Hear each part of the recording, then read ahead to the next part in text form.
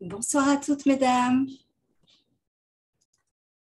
Installez-vous. On va accueillir Judith, Cécile et Simra. Je vais commencer dans quelques Bonsoir minutes. à toutes, c'est bon? On m'entend, on me voit? Voilà, des beaux Bonsoir. visages apparaissent. Coucou Cécile. Salut. Shalom Judith, shalom Simra. Bonsoir à toutes. Si vous voulez peut-être ouvrir vos caméras, qu'on puisse voir vos beaux visages, avec qui souille, en pyjama, sans qui souille, comme vous voulez. Sans pyjama. Sans pyjama. Super, c'est très amusant de vous retrouver ce soir. Une nouvelle session de la tente des mamans. Nous allons vous proposer ce soir un thème qui est lié aux mamans qui sont enceintes ou qui sont en début qui viennent d'accoucher. Le thème lancé va être nouveau bébé, nouveaux défis, comment les gérer. Nous allons essayer de répondre à cette question à tour de rôle. Alors évidemment, la naissance d'un bébé, c'est une chose qui est merveilleuse. C'est une grande aventure. Il y a toujours de nombreux défis après l'accouchement pour la nouvelle maman. Et la période postpartum peut être une période complexe. La routine familiale va avoir une perte de repères. Le bébé va avoir besoin de beaucoup d'attention. On va aussi s'occuper des grands, des frères et sœurs, des aînés. Et puis, en même temps, il y a le corps, l'esprit de la femme qui ont besoin de temps pour récupérer après cette grossesse et cet accouchement. Il y a aussi, évidemment, la vie de couple. Ça, c'est, je vous fais comme ça un petit tableau, une petite scène que vous devez connaître. Je vois là oh, c'est mignon. Il y a elle qui a un beau petit bébé dans les bras. Oui, elle me sourit. C'est quand même agréable de voir des beaux visages comme ça avec des petits poupons dans les bras. Donc, il y a aussi, évidemment, on va en parler, la vie de couple qui change, les liens familiaux entre eux qui changent, le système de la famille va prendre de nouveaux repères. Et puis parfois, en tant que maman, on peut ressentir également une certaine solitude et une certaine pression au sein de la famille. Alors voilà, c'est ce que je vous propose de traiter ensemble ce soir. Alors, on va essayer de répondre à la question de comment vivre cette période postpartum après l'accouchement, congé de maternité, de manière épanouie.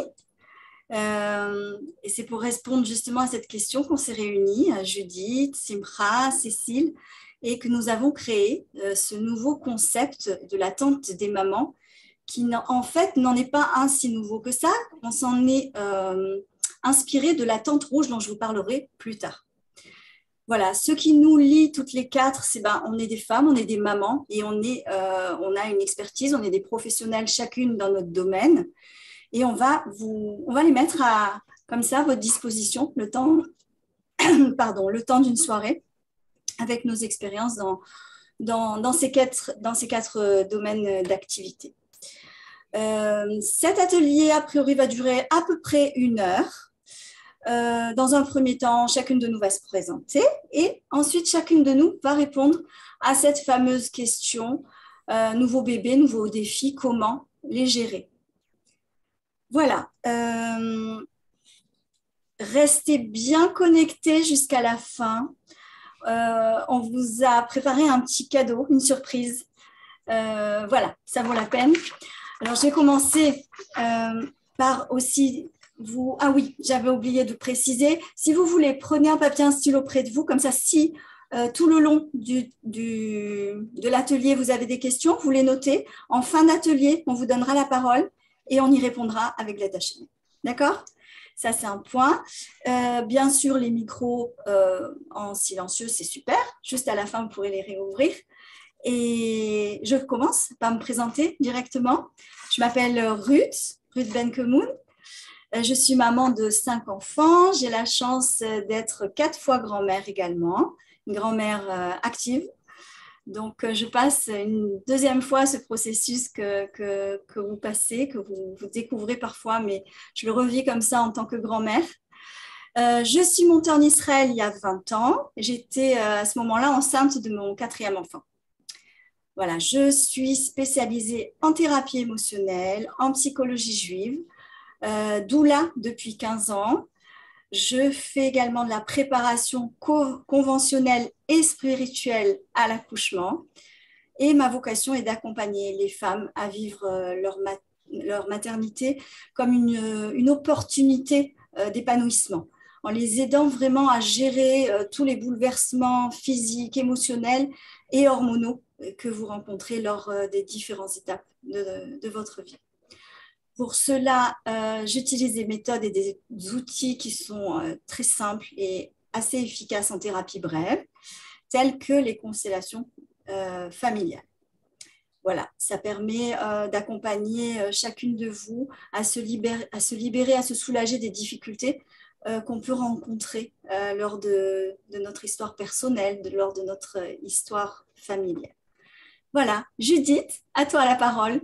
Merci Ruth, c'était passionnant juste de t'entendre faire cette introduction et ta présentation. Alors je suis Judith Lévy, j'ai 3 enfants, ça fait 25 ans que je suis en Israël.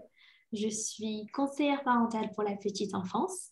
J'ai une licence de psychologie et une maîtrise spécialisée dans les enfants de 0 à 6 ans et du travail avec leurs parents. Je suis aussi spécialiste dans la thérapie DIAD, qui est la thérapie parent-enfant, une thérapie dans laquelle le parent et l'enfant font toute la thérapie ensemble pour pouvoir vraiment aider à travers le rapport parent-enfant, le lien parent-enfant, renforcer l'enfant à surmonter ses difficultés. Dans ma clinique, je reçois des jeunes enfants et leurs parents pour différents sujets.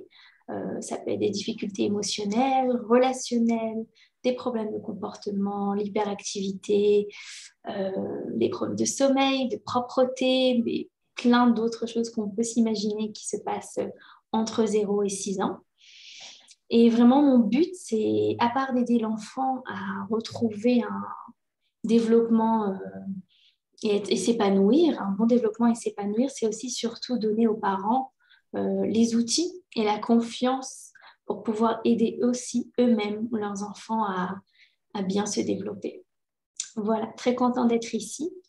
Cécile, à toi.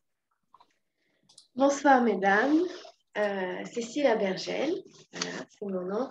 Je suis psychothérapeute holistique. J'accompagne les gens, principalement les femmes, dans leur épanouissement personnel, à reprendre leur place dans leur couple, dans leur société, dans chaque cellule en fait, dans chaque dimension de leur vie.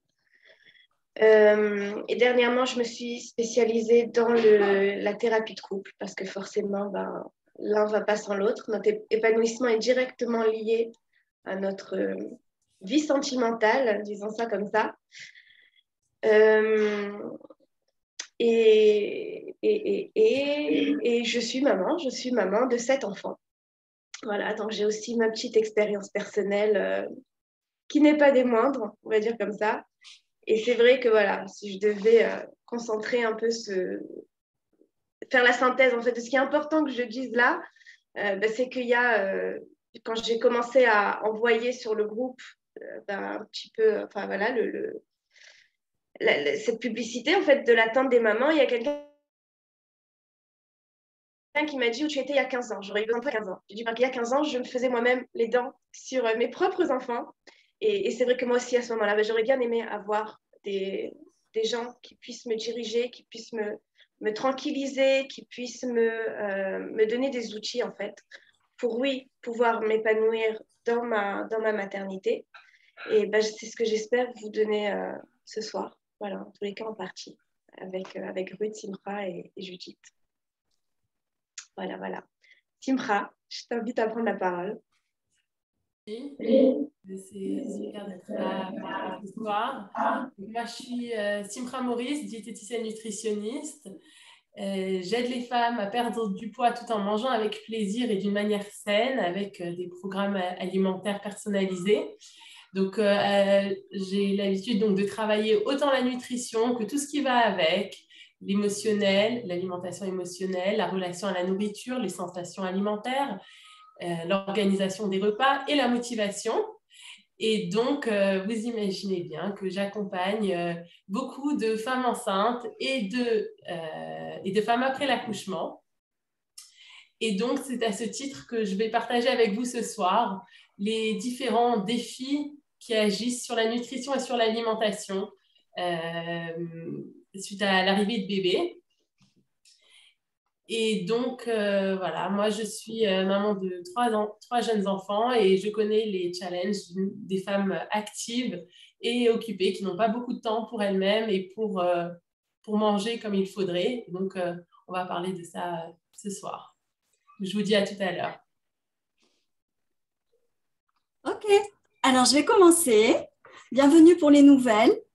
Je reprends très brièvement, l'atelier va durer environ une petite heure. Restez jusqu'à la fin, on vous a préparé une surprise avec des cadeaux qui vont avec.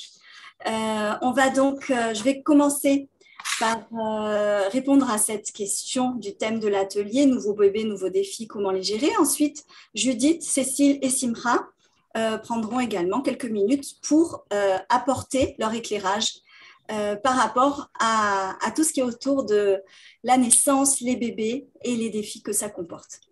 Alors, dans un premier temps, ce que j'aimerais faire, c'est déjà poser le tableau, poser la scène. Qu'est-ce qui se passe? Parce que a priori, oui, génial, je suis enceinte. Des fois, ça a pris de nombreuses années. Ça veut dire il y a pas que le moment, ça y est, je suis enceinte. Il y a aussi l'avant. Donc, au niveau émotionnel, c'est une approche.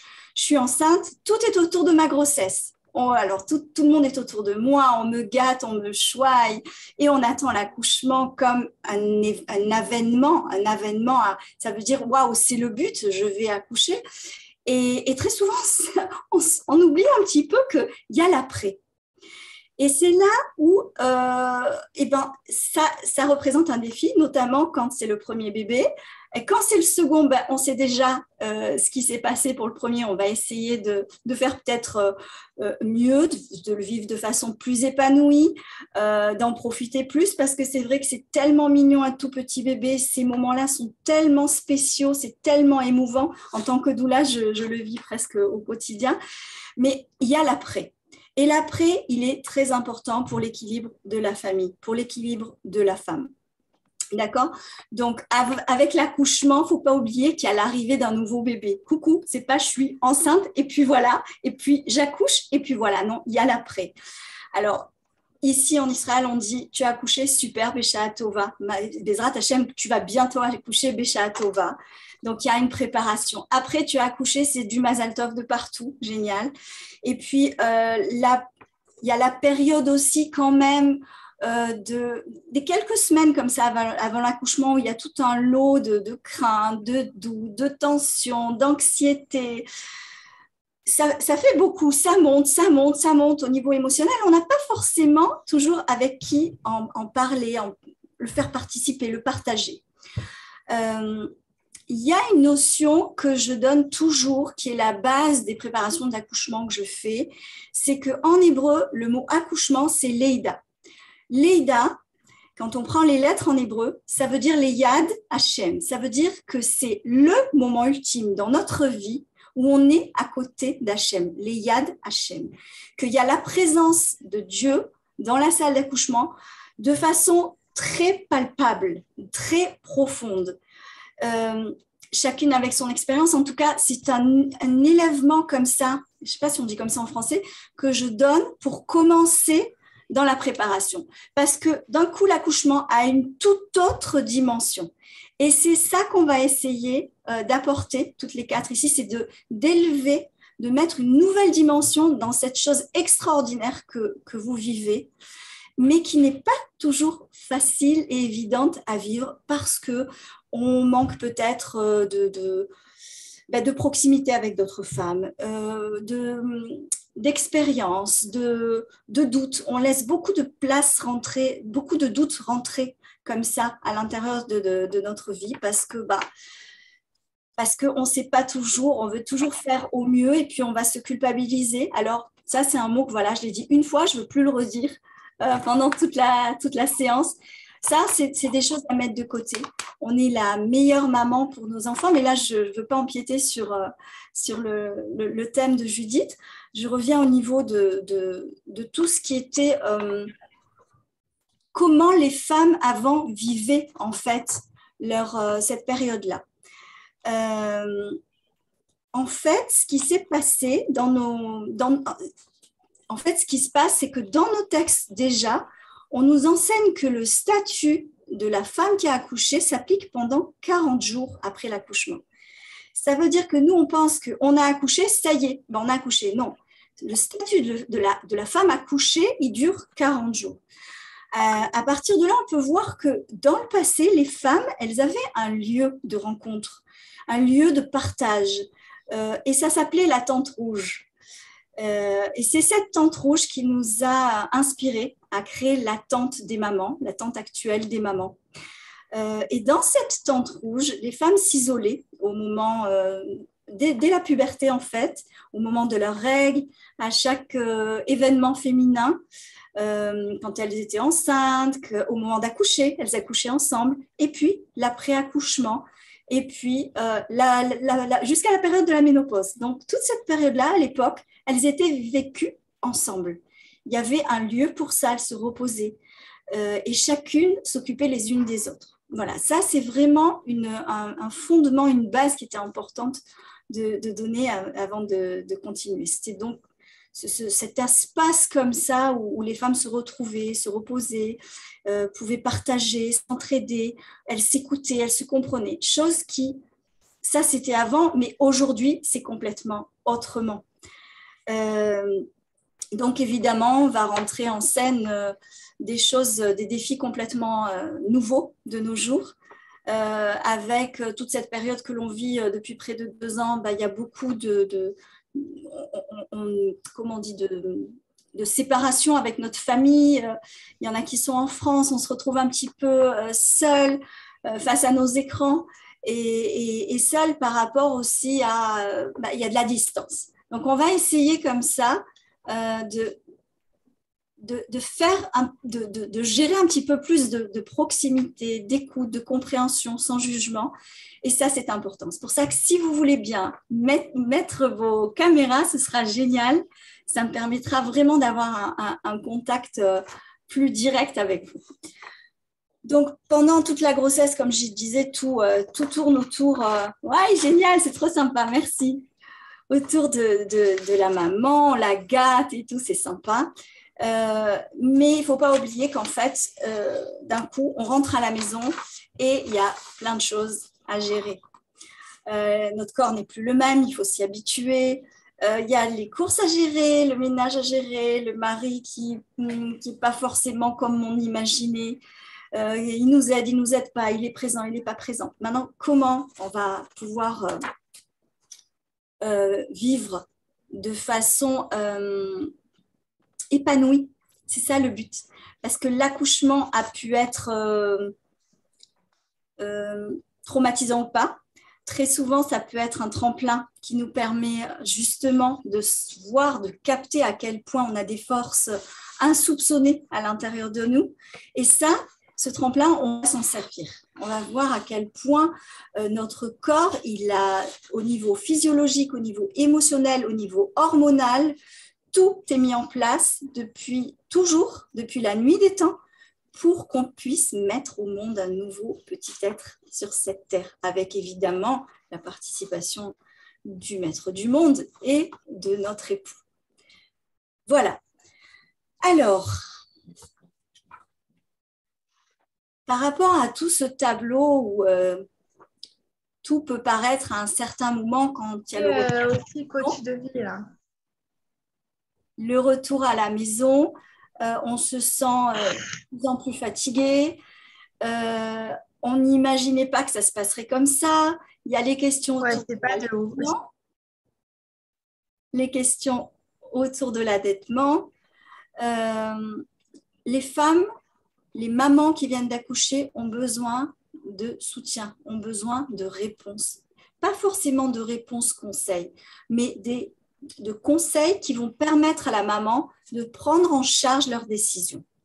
Donc, la bonne nouvelle, c'est que pour vivre cette période-là de après accouchement de façon sereine, positive et pleine d'énergie, d'abord, sachez que oui, c'est possible, tout à fait. Pour cela, vous avez besoin d'être informé sur différents processus physiques et émotionnels qui surviennent après l'accouchement, que vous traversez, mais sans forcément arriver à poser des mots, à sentir que, en fait, oui, c'est normal de sentir ça. Ensuite, il y a un grand besoin, comme je l'ai dit, de se sentir écoutée, soutenue, comprise, aidée. Parfois, le mari va faire de son mieux, mais ce n'est pas quelque chose qui est naturel chez lui. Il ne faut pas oublier que ce n'est pas une femme. Et donc, cette écoute active comme ça, sans forcément vouloir donner des réponses et des solutions, ça, c'est à mon sens les femmes entre elles qui peuvent se l'apporter. Donc, de se regrouper en tant que femmes, de groupe comme ça. Et c'est vraiment, vraiment nécessaire dans les premiers mois après l'accouchement. Parce qu'on se dit, bon, allez, ça y est, c'est bon, les 40 jours sont passés, ça y est, je m'y remets. Non. Les 40 jours, c'est vraiment la première période, mais ensuite, il y a quand même plusieurs mois où il y a besoin, comme ça, de se sentir entouré, enveloppé. Il va y avoir également une chose très importante, c'est un besoin, ça va être un besoin de développer de nouveaux liens avec le nouveau bébé, avec votre mari, avec vos enfants qui prennent une nouvelle place, ils deviennent les aînés, et avec votre famille au sens le plus large du terme. Voilà, ça c'est en gros le programme qui peut aider à relever ce défi. Donc, je reprends brièvement. Il y a premièrement, c'est vraiment un besoin de parler, de s'exprimer, d'exprimer le vécu que vous avez eu face à votre accouchement, intégrer ce qui s'est passé lors de l'accouchement, être à même de l'accepter, ce qui n'est pas toujours évident. En parler aussi comment ça s'est passé par rapport à vos attentes. Souvent, on est déçu parce que ça s'est passé différemment. Comment vous avez pu gérer la douleur ou les imprévus pendant cet accouchement. Et aussi, chacune selon votre vécu et vos difficultés par rapport à votre histoire. Essayez vraiment de mieux comprendre, mieux appréhender comment tout ce tourbillon s'est passé. Ça veut dire je passe d'un coup de femme enceinte à femme qui accouche. Hop, toute l'énergie va être concentrée sur ce nouveau bébé qui va nous accaparer. Donc, en deuxième point, c'était vraiment le défi de passer entre, j'ai envie de parler de choc entre le passage de la femme enceinte à la femme qui vient d'accoucher. D'accord ? Donc, les modifications de mon corps, les modifications au niveau hormonal, au niveau émotionnel. Voilà, ça c'est vraiment important de l'intégrer. L'impact des changements hormonaux, alors ça peut être un véritable tsunami et c'est normal et c'est nécessaire et c'est la nature qui nous a créés ainsi. Et puis, savoir aussi accepter la situation telle qu'elle est, la vie qui est chamboulée, de devoir lâcher prise, de faire avec ce qu'il y a à la maison parce qu'on n'a pas forcément assez dormi et que tout n'est pas organisé comme on a l'habitude. Voilà. Prendre également conscience, c'est très très important, prendre conscience des nouveaux besoins que nous avons. C'est une nouvelle vie, on a de nouveaux besoins, ça va du besoin vraiment, besoin de manger, besoin de dormir, voilà, et besoin de peut-être respirer un petit peu quelques minutes en dehors de la maison sans bébé. Et aussi, quelque chose que je retrouve beaucoup concrètement au quotidien, c'est ce sentiment de solitude qui est difficile. D'autant plus difficile qu'on est souvent entouré avec certaines amies, voisines, le mari qui fait de son mieux, mais il y a ce sentiment qui nous plombe de solitude, qui nous empêche comme ça, qui nous empêche d'aller de l'avant. Voilà, il y avait peut-être un troisième petit point, mais je ne voudrais pas être trop longue. C'était une de mes spécialités. en constellation familiale, c'est cette nouvelle situation familiale. Il y a un nouvel ordre dans la famille. Chacun doit même pas retrouver, mais trouver de nouveaux repères au sein de ce nouveau schéma familial. Et ça demande un certain travail, ça demande des petits réglages comme ça. Et des fois, des toutes petites phrases, des tout petits mots de personnes bien intentionnées peuvent vraiment vous sortir d'une problématique qui vous paraît insoutenable, incompréhensible, et vous vous dites non, là je peux plus, c'est pas possible. Mais oui, c'est possible. Au fur et à mesure, on va vous proposer des solutions. Et ce qui est aussi très important, je voudrais terminer là-dessus, c'est de se rendre compte que en fait, la période de grossesse et d'accouchement va être un moment qui va faire remonter certains chocs émotionnels, certains traumatismes qui étaient enfouis jusqu'à présent, et également certaines problématiques familiales, qu'il est vraiment, ça va être une occasion en fait. Alors on va me dire, ouais, ben, là je suis déjà submergée, si en plus il y a ça qui se rajoute, l'occasion, non, je m'en passerai bien, mais parfois, c'est justement comme ça qu'on grandit rapidement, c'est de s'occuper de choses qu'on a parfois laissées sous le tapis pendant des années. Et c'est l'occasion de s'en occuper pour pouvoir transmettre ensuite à nos enfants le meilleur qu'on veut leur transmettre, notre amour et le meilleur héritage. Voilà, je te laisse la parole, Judith. Merci beaucoup, Ruth. Toda rabba. Passionnant, comme d'habitude, ce que tu dis. Je me rejoins à toi et je continue. Alors effectivement, l'accouchement pour une femme, pour moi, j'appelle ça un tremblement de terre. Vraiment, il y a tout qui change, tout le monde change. En quart de seconde, comme tu as expliqué, Ruth, du moment où l'accouchement se passe, hop, il y a un nouveau bébé, il y a tout qui change. Le corps change, les sentiments, la famille. Il y a même le cerveau de la femme qui change. Donc, il y a vraiment un gros tremblement de terre. Et chaque naissance, à part le bébé qui naît, il y a aussi une nouvelle maman qui arrive au monde, une nouvelle personne qui naît, même à chaque enfant, chaque accouchement. Et cette période-là qui peut être magique et merveilleuse avec notre bébé et nos autres enfants, si on en a, elle est aussi assez chaotique. Il y a pas mal de balagan, comme on dit en hébreu, du désordre. Mais on est peut-être aussi un peu confus parce qu'il y a beaucoup, beaucoup de changements en même temps. Et j'aimerais parler de mon point de vue professionnel, de la plus grande priorité dans les premiers mois ou dans la première année d'un bébé. Qu'est-ce qu'on doit apporter en fait à un bébé dans ses premiers mois ou dans sa première année de vie? Quelles sont les priorités? Sachant qu'on ne va pas tout faire parce qu'on ne peut pas. C'est trop de changements en même temps. Mais qu'est-ce qui est le plus important? Alors, une petite introduction. Un bébé qui arrive au monde, si vous en avez déjà eu, vous savez, il est à 100% dépendant de nous pour survivre. À 100%. Il ne sait rien faire tout seul, à part respirer et pleurer. Il ne fait vraiment pas grand-chose tout seul.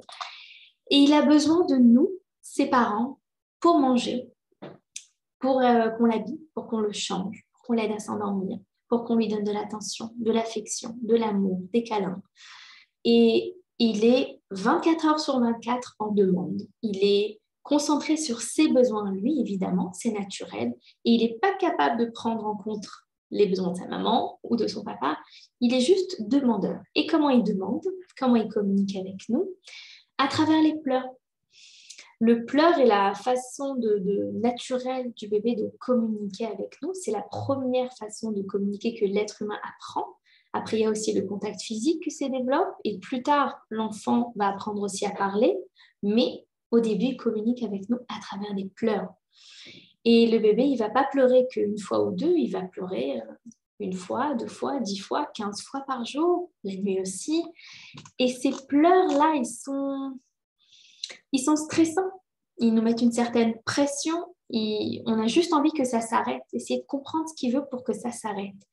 Et c'est pas pour rien que c'est comme ça, ne vous inquiétez pas, le pleur, c'est assez exprès de la nature où Hachem fait bien les choses. Le pleur, si c'était quelque chose d'agréable, ben, les bébés pleuraient et après, personne s'occuperait d'eux et ils n'auraient pas réussi à survivre. Donc, c'est bien que les pleurs nous dérangent, mais quand même, c'est quelque chose qui nous met dans une situation assez stressante. Essayez de vous imaginer un bébé qui pleure depuis une demi-heure et vous avez tout essayé. Est-ce qu'il a faim? Est-ce qu'il a soif? Est-ce qu'il a chaud? Est-ce qu'il a froid? On lui rechange sa couche. Peut-être il est fatigué.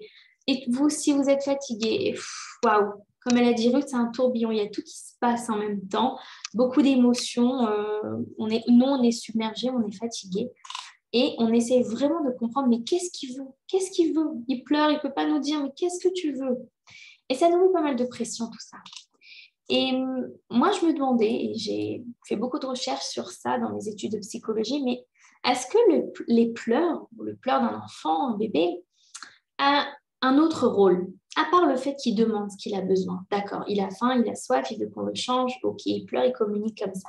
Mais est-ce qu'il y a quelque chose d'autre qui se passe? Est-ce qu'il y a une autre raison pour laquelle ce pleur-là est quelque chose qui nous fait venir vers lui à chaque fois et prendre soin de lui? Et la réponse, c'est évidemment que oui. La première chose qu'un enfant ou un bébé fait quand ils arrivent au monde, c'est pleurer. C'est vraiment le premier moment dans le monde d'un bébé, c'est quand il pleure. Il arrive et hop, il pousse un petit cri.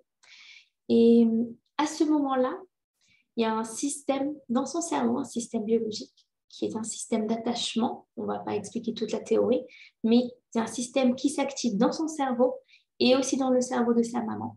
Et ces deux systèmes-là vont communiquer entre eux pour créer un lien entre le bébé et la maman.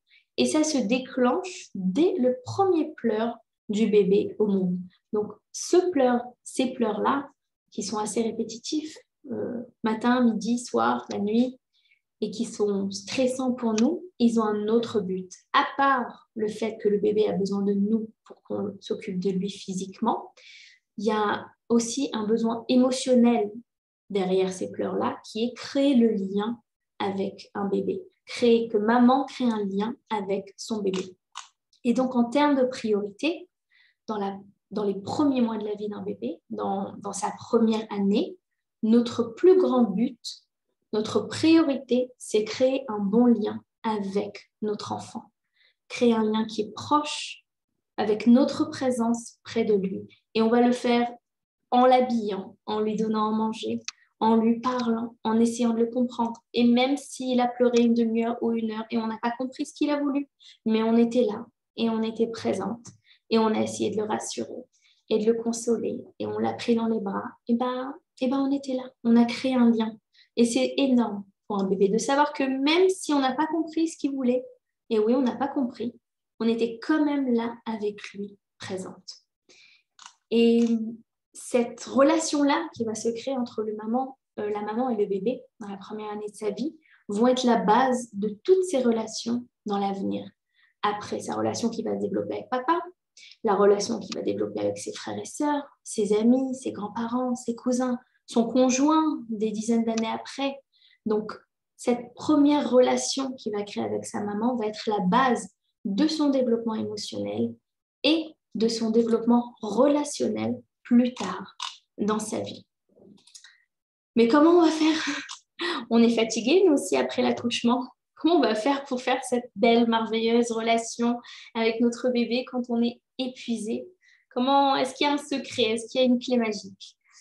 Alors, non, il n'y a pas de clé magique, la vérité. Il n'y a pas de secret. C'est juste qu'il faut apprendre à équilibrer et à trouver du temps pour aussi s'occuper de nous-mêmes. Pas parce qu'on est égoïste. Non, non, pas du tout. Les mamans, c'est vraiment les créatures les moins égoïstes, je pense. Mais parce que quand moi, je m'occupe de moi, j'arrive mieux à m'occuper de mon bébé. C'est tout simplement comme ça. Et c'est pas que mon bébé, c'est aussi mes enfants quand ils vont grandir. Quand moi, je vais bien, eux aussi, ils vont bien. C'est comme ça. C'est des relations. Le bébé, il ne grandit pas dans une bulle. Il a besoin de nous. Et à cause de ça, quand nous, on s'occupe de nous-mêmes, et ben aussi, on pourra s'occuper mieux de notre enfant. Alors oui, au premier mois de la vie d'un enfant, du bébé, on est avec lui, d'ailleurs, dans cette bulle-là, dans le cocon maman-bébé. Et on s'occupe que de lui. On est dévoué que à lui. Mais qui c'est qui va s'occuper de maman? Il faut qu'elle ait quelqu'un autour d'elle. Qui c'est qui va lui rappeler que, hop, il est midi, tu n'as pas encore mangé, tu t'es pas brossé les dents depuis 2 jours, tu t'es même pas douché, tu es en pyjama le même depuis le début de la semaine. Mais qu'est-ce qui se passe? Qui c'est qui s'occupe de toi? Et c'est là où on se dit, mais qui c'est qu'on a autour de nous? Alors des fois, c'est notre mari, des fois, c'est notre propre maman, des fois, c'est des amis, des fois, on a besoin d'appeler l'aide des professionnels, d'autres femmes qui sont autour de nous. Avant, comme elle a dit Ruth, qui avait la tente rouge, les femmes, elles ne restaient pas seules dans cette période, il y avait tout le monde autour d'elles. Mais aujourd'hui, le monde est un peu plus, on va dire, moderne et on a plus cette chance-là. Je sais que dans des communautés, dans des pays, surtout en Afrique, ça existe encore. Les femmes qui accouchent, elles sont au lit, tout le monde prend soin d'elles. Elles sont préoccupées d'être dans leur bulle avec leur bébé, créer cette relation importante et tout le reste, il y a quelqu'un d'autre qui s'en occupe. Et c'est ça le plus important. Et quand j'avais fait mes études de psychologie, moi j'étais passionnée de cette première année de l'année d'un bébé. Ça m'a beaucoup travaillé. Mais qu'est-ce qui se passe dans cette année-là? Et je me rappelle qu'un des professeurs, il avait dit, mais pour faire grandir un bébé, il faut tout un village. Pour faire grandir un enfant, il faut tout un village. Et ça a travaillé cette phrase parce que, en fait, c'est pas pour faire grandir l'enfant. Pour faire grandir l'enfant, il a sa maman, ne vous inquiétez pas. C'est ma speak, c'est assez. Il n'a pas besoin de plus que sa maman et son papa. Mais qui c'est ce village-là? C'est tous les gens qui vont aider maman. C'est tous les gens qui vont s'occuper de maman, qui vont lui rappeler qu'elle aussi, elle est importante, qu'elle aussi, elle a besoin de s'écouter, qu'on s'occupe des grands-enfants, qu'on s'occupe de la maison pour elle, qu'on prenne soin de son bien-être physique ou émotionnel, qu'elle s'occupe de son couple, qu'elle s'occupe de tout ce qui est autour du fait qu'il n'y a pas que la relation avec le bébé qui existe. Alors, non, naturellement, on oublie un peu quand on accouche, mais il faut s'en rappeler et il faut se faire aider. Il faut se trouver des bonnes sources de support pour pouvoir effectivement créer cette bonne relation avec notre enfant, avec notre bébé et lui permettre d'avoir une bonne base émotionnelle et relationnelle pour son avenir. Cécile, à toi. Voilà, avec le micro, ce sera plus facile. Merci Judith. Merci. Alors, on m'a demandé de répondre à la question nouveau bébé, nouveau défi, comment les gérer?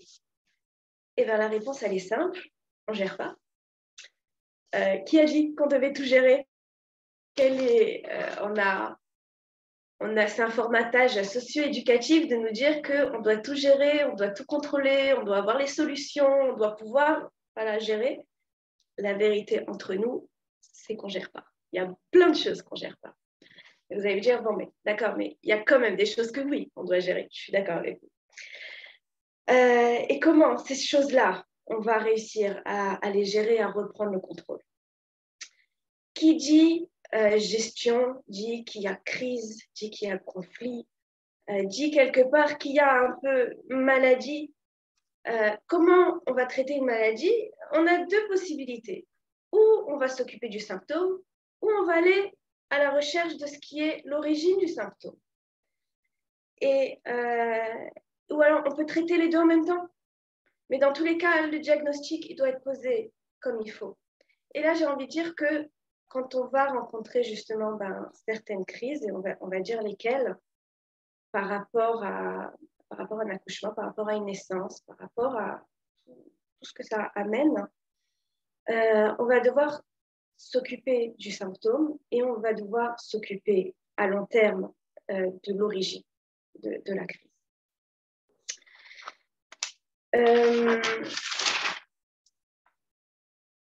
Ok. Ce qui revient à dire qu'on peut s'occuper du conflit qui a eu lieu hier à 18h quand le bébé il faisait sa crise et que mon mari ne m'aidait pas et d'essayer de comprendre avec lui, mais pourquoi tu ne m'aides pas?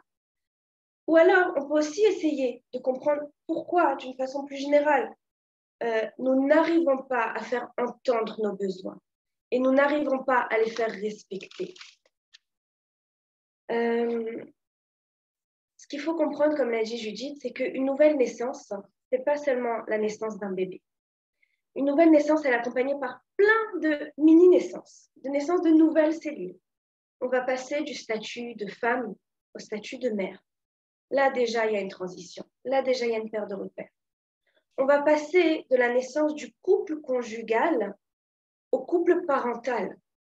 Et là aussi, il y a un changement de repère et il y a une transition. Et comment est-ce qu'on va passer toutes ces transitions dans la sérénité? Donc déjà, on a ces bouleversements, ces tsunamis, comme on les a appelés précédemment, ces tremblements de terre. On rajoute à ça les hormones, la fatigue, la multitude des tâches, la pression sociale, la pression familiale, la pression qu'on se met à nous-mêmes, parce qu'évidemment, on continue un schéma qui est de s'auto-culpabiliser en pensant que c'est ça qui va nous aider. Les doutes, le clivage, ce décalage-là entre la joie d'être maman, de la maternité, de cette responsabilité qui est gratifiante, avec aussi le désir parfois, nous aussi, de rester un peu une enfant. C'est-à-dire nous aussi d'être choyés. On a aussi envie qu'on prenne soin de nous. On met tout ça dans une bouteille et ça fait un beau cocktail Molotov. Alors, comment on fait, justement, pour gérer tout ça? La première des choses, je crois que c'est déjà d'apprendre à accepter. D'apprendre à accepter, d'apprendre à normaliser la situation, à légitimiser la situation. Savoir que toute crise actuelle, c'est une crise qui a sa place parce qu'elle s'inscrit dans un contexte de perte de repères, dans un contexte de perte de repères à tous les niveaux. On va apprendre à légitimiser ce qui se passe, à légitimiser mes émotions, à ne pas se sentir inutilement coupable, de ne pas être pleinement heureuse parce que je suis fatiguée, parce que j'ai les hormones, parce qu'on ne m'aide pas, parce que. C'est légitime. On va apprendre à légitimiser nos émotions, à légitimiser parfois aussi les émotions de notre mari, de certaines situations. C'est la première des choses. Et après ça, on va apprendre à respirer, tout simplement. Quand j'ai eu un moment, j'avais des enfants en bas âge, un peu les uns derrière les autres. Et à un moment, il y en a un qui a cassé un verre, et puis il y a le bébé qui voulait manger, et puis il y en a un autre qui faisait plein de bêtises, et j'ai senti que je perdais le contrôle. Et j'ai été dans ma chambre et je me dis, il me faut quelque chose pour me calmer. Il me faut quelque chose pour calmer. Qu'est-ce qui peut me calmer? Qu'est-ce qui peut me calmer? Et je ne trouvais pas. Alors que la solution, elle était tellement simple, il suffisait juste de respirer, de se réancrer, de se réimplanter. La respiration amène énormément et elle est simple et on n'a pas le temps de le faire. Et on ne prend pas le temps de le faire. Donc, j'aurais dit que, voilà, la première chose, on accepte ce qui se passe, on normativise, tout va bien. Et la deuxième chose, on apprend à respirer correctement. C'est les premières étapes. Pourquoi? Parce que, comme je le dis, l'accouchement, il ne dure pas quelques heures. On a beau dire, tu vas apprendre à respirer, tu vas savoir identifier les contractions, tu vas arriver à l'hôpital, il va se passer tel et tel processus, et puis après, quelques respirations et expulsions, hop, tout va bien. C'est pas toujours comme ça. C'est rarement comme ça. Si l'accouchement se passe bien, et je le souhaite pour les mamans peut-être qui sont là, qui ont pas encore, qui sont en voie d'accouchement, mais en tous les cas, pour celles qui l'ont déjà, il faut savoir que l'accouchement, il se poursuit. Que les contractions, elles vont se poursuivre bien au-delà, encore quelques semaines, encore quelques mois. Pourquoi? Parce qu'on va être amené à certaines crises, on va être amené à certaines tensions.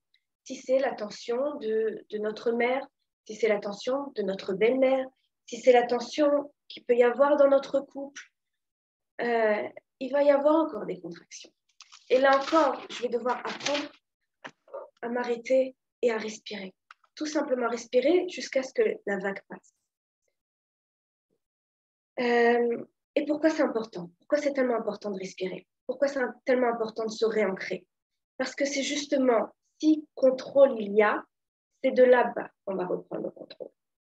C'est de là-bas qu'on va réussir à gérer. C'est de là-bas qu'on va réussir à se soustraire à ce brouillard. Et une fois la contraction passée, à réussir à instaurer ce qui va être la base de la réussite de notre couple et qui est la communication. Donc, il y a des étapes. Alors, vous allez me dire, OK, mais avant, on communiquait très bien. Qu'est-ce qui s'est passé? Après tout, il n'y a eu qu'un bébé. Qu'est-ce qui se passe qu'aujourd'hui, on n'arrête pas de se disputer, on n'arrive pas à trouver de terrain d'entente? Ce bébé, qui soit en bonne santé jusqu'à 120 ans, qu'on l'adore, qu'on le chérit, qui nous a rendu mère, qui nous a rendu tellement heureuses quelque part, il apporte aussi avec lui son lot de complications. OK? Et il faut tout simplement le savoir. Il faut tout simplement le savoir et l'accepter. Et il va y avoir des schémas qui vont revenir, certains schémas qui vont revenir. Alors, qu'est-ce qui bloque dans la communication à ce moment-là? Il y a 1 milliard de raisons, je ne vais pas pouvoir toutes les citer ici parce que mon temps il est limité, mais il y a plein de choses à dire. En tous les cas, je vais citer quelques points qui sont intéressants et qui reviennent souvent et sur lesquels on n'a pas souvent conscience. Et comme on a dit, traiter un problème, c'est d'abord savoir où est l'origine du problème. Et le savoir, c'est le pouvoir. Tout d'abord, on a parlé de changement de repère, on a parlé de phase de transition, de passer d'un statut à l'autre, statut de femme à mère, et puis aussi on doit revenir au bout d'un moment le statut de mère à femme, et on se promène entre tous les deux et on a du mal à se trouver. On est fatigué, on n'arrive pas à être une femme, on n'arrive pas à prendre soin de soi, on n'arrive pas à être féminine, et puis on est attiré par on veut juste être avec notre bébé en fait. Et oui, le mari, quelque part, a tendance à être mis en arrière.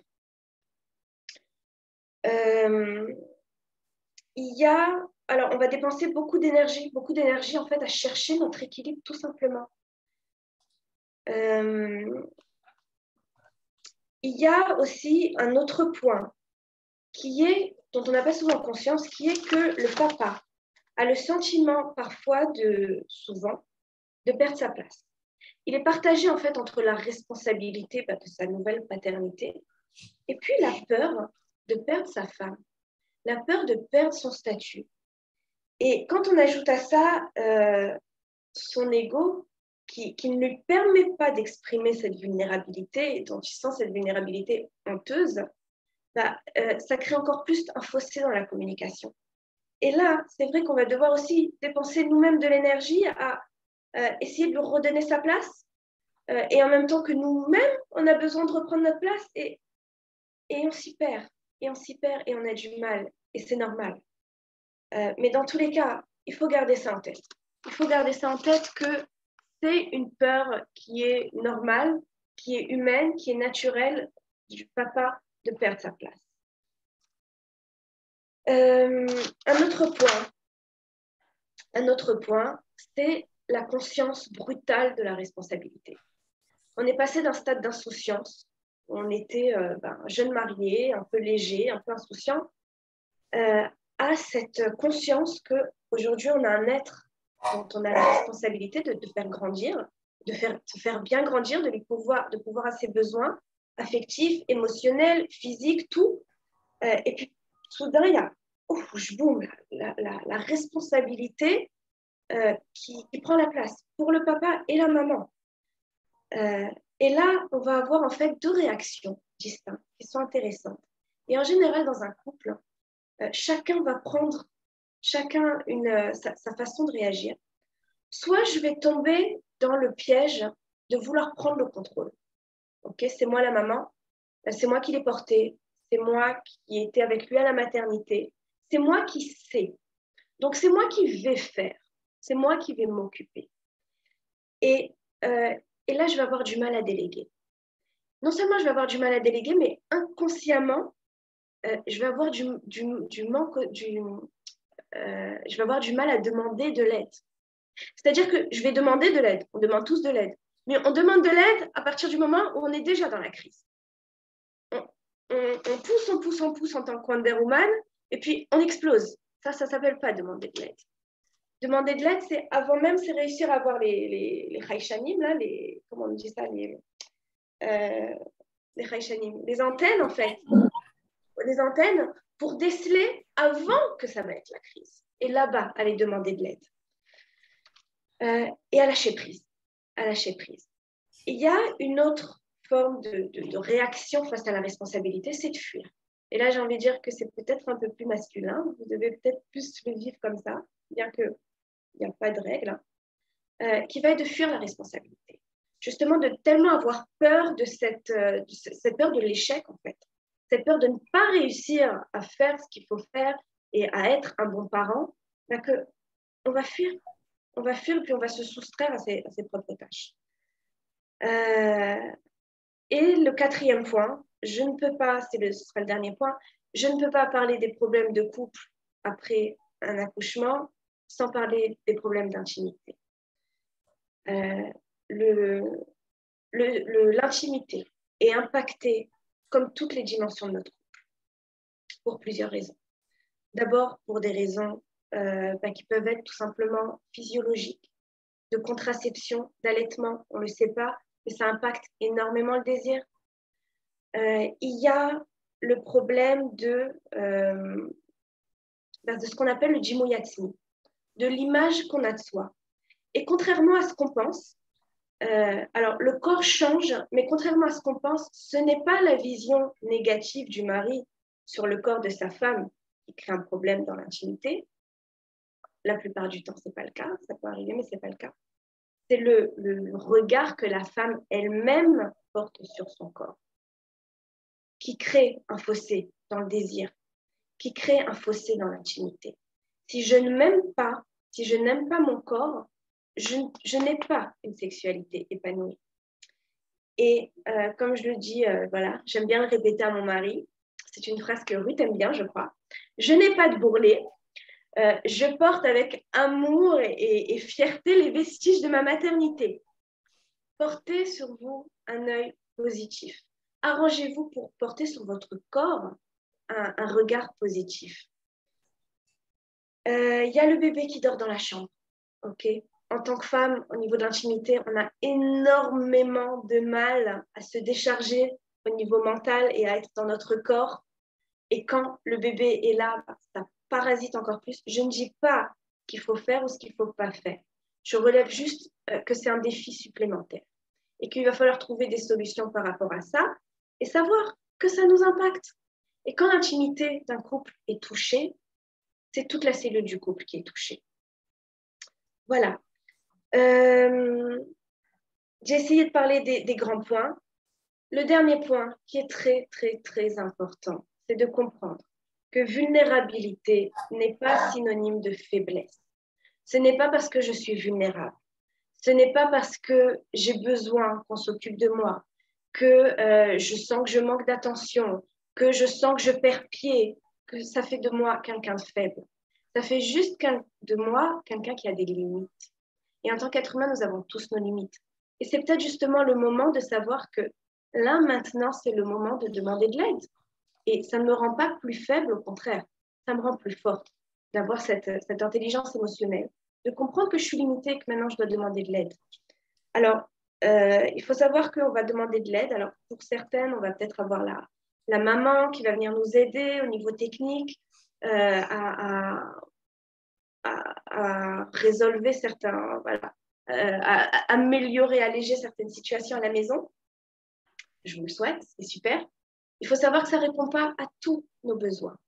Au-delà de ça, au-delà du besoin technique, on a besoin au niveau affectif, on a besoin de soutien, on a besoin de gens qui nous comprennent, on a besoin de gens qui sont passés par là, et peut-être pas forcément quelqu'un de l'ancienne génération. Je ne suis pas du tout, je dénigre pas, mais voilà, quelquefois, les défis d'avant, ce n'est pas les défis d'aujourd'hui. Et de là, je veux juste finir en disant que je crois énormément à la valeur, à la synergie d'un groupe. C'est-à-dire que le groupe, que ce soit des groupes WhatsApp, que ce soit mes amis, que ce soit me retourner vers d'autres personnes, ça donne énormément de soutien. Ça facilite la créativité pour trouver de nouvelles solutions. Et puis, ça nous fait nous sentir moins seuls, tout simplement. Voilà. Donc, voilà, j'ai essayé de synthétiser un maximum. Il y a encore énormément à dire. Mais je veux laisser quand même la parole à Simra. Donc, j'espère que vous avez pris le maximum de ce que j'ai pu vous donner. Et Simra, je te laisse la parole. Ouvre ton micro, Simra. Ouais, avec le micro, ce sera plus facile aussi. Effectivement. Merci Cécile. Il y a quelque chose en commun entre le tsunami, le tremblement de terre, les différents... les mots sont différents. On parle de quelque chose dans son ensemble. Et finalement, l'alimentation et la nutrition va s'ajouter à tout ça. Et donc, les différentes difficultés vont aussi impacter l'alimentation, la nutrition et le poids de la jeune accouchée.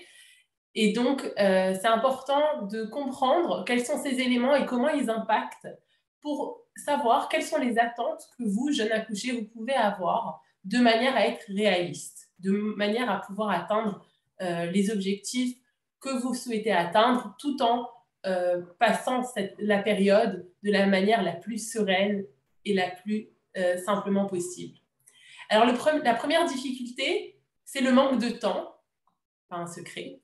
Et donc, ça influence énormément sur l'alimentation. Parce que si vous n'avez pas le temps, vous n'avez pas forcément le temps de manger, tout simplement. Vous allez peut-être sauter des repas ou pas manger assise. Vous allez peut-être grignoter. Vos repas ne seront pas équilibrés, ne seront pas sains. Vos repas ne seront pas forcément prêts puisque vous n'avez pas eu le temps de les préparer, donc parce que vous ne vous êtes pas organisé ou parce que vous n'avez pas eu le temps, tout simplement, parce que vous êtes déjà tellement prise par les différentes choses, vos différentes responsabilités, que finalement, de s'organiser des repas, c'est peut-être pas la priorité. Pourtant, vous en avez tellement besoin. Vous avez tellement besoin de manger des bons repas qui vont vous donner des forces, qui vont vous donner de l'énergie au quotidien. Et le problème de ce manque d'énergie, c'est pas seulement qu'il vous manque ce bien-être au quotidien, mais c'est aussi que ça peut causer des carences nutritionnelles, finalement, qui vont agir. Donc, c'est un cercle vicieux. L'un agit sur l'autre, qui agit sur l'autre et qui revient sur la même chose. Et finalement, ces carences alimentaires, elles peuvent agir sur l'humeur, déjà avec les hormones, rajouter en plus des carences qui vont agir sur l'humeur, ça ne simplifie pas le postpartum. On entend souvent les jeunes accouchés se plaindre de chute de cheveux ou de problèmes de peau. Ça peut être lié aussi à des carences qui peuvent être liées donc à un déséquilibre alimentaire. Et donc, les carences peuvent aussi agir ou ralentir la perte de poids. Donc, pour la femme qui cherche à retrouver la ligne, ça complique encore plus les choses. Et à part ça, donc la carence qui agit sur le poids, il y a tout simplement que de mal manger, ça va donc ralentir la perte de poids pour retrouver la ligne, et même quelque chose d'autre que moi-même je ne connaissais pas avant de devenir diététicienne et que j'entends vraiment énormément. Les gens me contactent pour ça, ou bien me contactent plus tard une fois qu'elles ont pris ce poids-là. Excusez-moi. C'est le poids qui est pris non seulement de la grossesse et qui reste après, mais aussi le poids qui est pris en postpartum. Donc, vous avez quelqu'un qui a quelques kilos qui restent de la grossesse, qui vient finalement me voir parce qu'elle a pris presque 10 kilos, 5-10 kilos en postpartum. Et c'est un phénomène vraiment très courant. Et donc, en mangeant mieux après l'accouchement, ça permet d'éviter ça et en plus de se sentir mieux, d'avoir tous les bénéfices d'une alimentation saine. Donc, tout ça à cause du manque de temps. Il y a aussi, ça a été déjà mentionné plusieurs fois avant moi et à juste titre, le manque de sommeil, parce que la fatigue, parce que l'épuisement de la jeune maman va faire qu'elle va faire des mauvais choix alimentaires. Quand la fatigue est là, ou l'épuisement, la maman va être prise entre tellement de choses que les choix ne vont pas forcément être bons, et ça va engager donc un déséquilibre alimentaire, des grignotages, et ces grignotages vont agir aussi sur le côté émotionnel, parce que la maman qui va grignoter va ensuite culpabiliser et ne va pas se sentir bien dans son corps. Donc, vous avez la fatigue qui agit donc, sur la manière de manger, donc les grignotages. La fatigue va faire aussi que la maman va ressentir un besoin de réconfort, ou va en tout cas mélanger ce besoin de manger ou ce fameux besoin de douceur, cette fameuse envie de sucrer. Et en fait, la maman va dire j'avais besoin d'un truc sucré. Alors, je ne suis pas du tout en train de culpabiliser, c'est juste on constate que finalement, cette fatigue va causer donc ces envies de sucrer.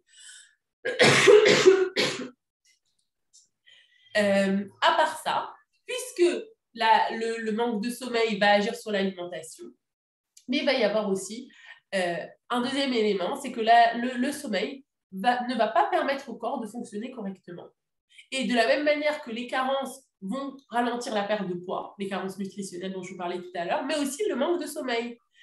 Comment est-ce qu'on veut que le corps fonctionne correctement, que les organes fonctionnent correctement et que le métabolisme fonctionne correctement lorsque il y a une fatigue énorme? Donc la fatigue agit sur plein de choses, mais aussi sur l'alimentation, sur l'humeur et donc sur le poids de manière générale. Et puis, cette alimentation-là, elle va aussi être différente parce qu'il y a la difficulté de la gestion de l'appétit. Des mamans qui vont dire « mais j'ai tout le temps faim », ça vous dit quelque chose? J'ai tout le temps faim, je ne sais plus quoi faire, je ne sais même pas par où commencer. Et donc, cet appétit qui est difficile à gérer, c'est peut-être de l'appétit physique, donc un besoin de manger, mais ça peut être aussi émotionnel. Alors, la maman qui mange mal va peut-être avoir tout le temps faim parce qu'elle ne mange pas les bons aliments au bon moment. Peut-être que la structure de sa journée n'est pas bonne. Et donc, effectivement, elle a faim. Ce n'est pas pour rien. Et peut-être ça va même faire qu'elle va grignoter parce qu'elle a faim. Mais aussi, au niveau émotionnel, c'est dommage. Et son niveau émotionnel... Et donc, si elle a faim, elle va aussi grignoter et donc, ça va peut-être la mettre dans un cercle vicieux, comme je vous ai dit tout à l'heure. En fait, on a beaucoup de cercles vicieux là, dans cette période-là. Et donc, il y a la culpabilité. Et si ça s'arrêtait là, ça serait simple finalement. Mais non, ça ne s'arrête pas là. Il y a la culpabilité, comme si tout le reste ne suffisait pas. Et ensuite, pour plein de raisons, d'ailleurs on va en parler dans quelques instants, la maman va se restreindre en disant « mais je dois retrouver la ligne, je vais me restreindre, je vais me mettre au régime pour pouvoir enfin retrouver la ligne. » Et le problème de cette restriction, c'est qu'en plus la maman elle a faim parce qu'elle se restreint, en plus il y a le côté émotionnel et ça peut être très compliqué. Un autre élément, donc l'état hormonal, mais aussi le stress, qui agit sur la perte de poids, qui agit sur les choix alimentaires, sur le grignotage. Je voudrais juste vous dire aussi un petit mot sur l'allaitement, parce que c'est une difficulté aussi, en plus de l'état hormonal, des émotions, du stress, du sommeil, de la fatigue et tout ça. L'allaitement, donc, qui va peut-être, pour certaines mamans, être compliqué, ou en tout cas rendre les autres besoins accrus, et rendre les difficultés plus difficiles, la fatigue, le manque de temps, et notamment donc, au niveau alimentaire, la déshydratation, que les mamans n'ont pas, dont les mamans ne se rendent pas forcément compte. Et donc, c'est très important que les mamans mangent, mais aussi boivent correctement les besoins en boisson. Je sais que dit comme ça, à chaque fois, j'ai l'impression de le dire et que ça paraît tellement évident, mais en pratique, je vois trop de mamans qui sont déshydratées. Et donc, l'allaitement qui va aussi causer un appétit augmenté. Donc, tous ces éléments-là, en les prenant en compte, on va pouvoir surmonter les difficultés au niveau alimentaire. Au niveau de l'allaitement, il y a aussi des idées reçues comme de toutes les façons, pendant l'allaitement, on grossit ou pendant l'allaitement, on ne peut pas maigrir. C'est faux. Laissez-moi vous dire que c'est faux. En mangeant de manière adaptée et en tenant compte de ces éléments-là, il est tout à fait possible de perdre du poids pendant l'allaitement. Je vous ai parlé de restrictions. Ce qu'il faut se rendre compte, c'est que la maman qui va se restreindre et qui va se mettre au régime de manière restrictive, elle ne va pas manger de manière adaptée, elle ne va pas être à l'écoute de ses besoins. Elle va peut-être perdre du poids, mais elle va surtout faire un effet yo-yo, reprendre du poids ensuite. Et donc, les idées reçues que, bon, pour perdre du poids, il faut juste fermer sa bouche ou se priver et ça vaut la peine, attention, je vous dis non. Je vous dis non, parce que tout simplement, ça vous engage seulement à vous rentrer dans un autre cercle vicieux, de ne pas y arriver, de vous dire que de vous rabaisser au niveau émotionnel et c'est vraiment, vraiment dommage. Donc, un régime, non. Un programme alimentaire, de manger de manière équilibrée et saine, oui, et de manière adaptée en tenant compte de toutes ces difficultés dont je vous ai parlé. Et de dire qu'il ne faut pas manger de manière émotionnelle et ne pas tenir compte de ses émotions également, c'est faux. Il faut bien pouvoir tenir compte de ses émotions. Mes collègues en ont parlé mieux que moi. Et en fait, en tenant compte de ces émotions, en leur donnant leur place, on va pouvoir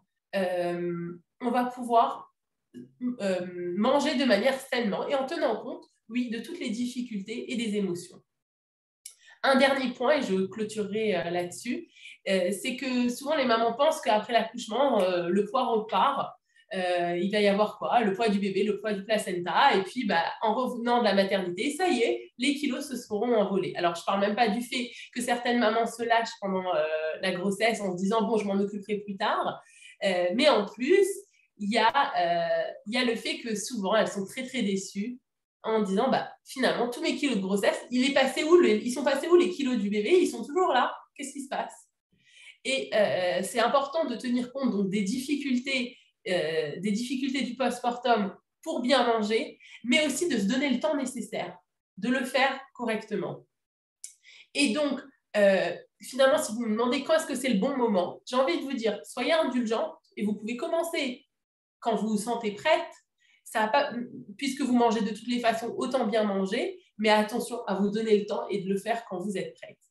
Donc, en comprenant qu'il y a des décalages peut-être dans vos attentes de base et finalement vos possibilités du moment et les difficultés du moment auxquelles vous devez faire face, vous allez pouvoir manger de manière adaptée et stratégique. Donc, je vous conseille vraiment de manger tout en mangeant avec plaisir, sans vous restreindre, sans vous mettre la pression, de le faire sainement et de manière réaliste. Voilà, j'ai beaucoup d'autres choses à dire, mais en quelques mots. Wow. Merci Simra, Toda Rabba. Merci beaucoup. Merci Julie. Alors, on a, waouh, c'était fort hein, tout ce qu'on a dit là. Je suis encore en train d'y penser, tout ce que vous avez dit, même si je l'ai déjà entendu plusieurs fois, c'est toujours quelque chose de très émouvant. On vous a préparé une vidéo surprise. Dites-moi juste si vous entendez bien quand je vais la partager, d'accord? Alors, préparez-vous. Préparez-vous.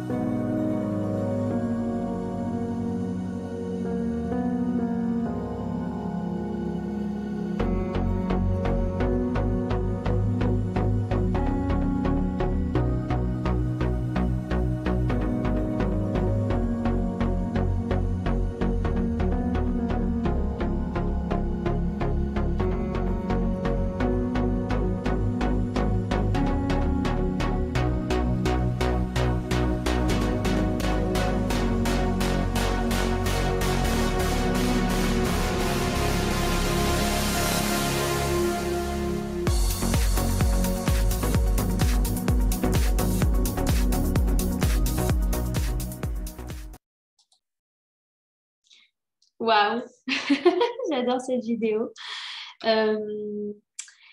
Cette vidéo, c'était notre accouchement, je pense. Attendez, j'entends des bruits. Attendez une seconde. Voilà, j'ai fait éteindre les micros.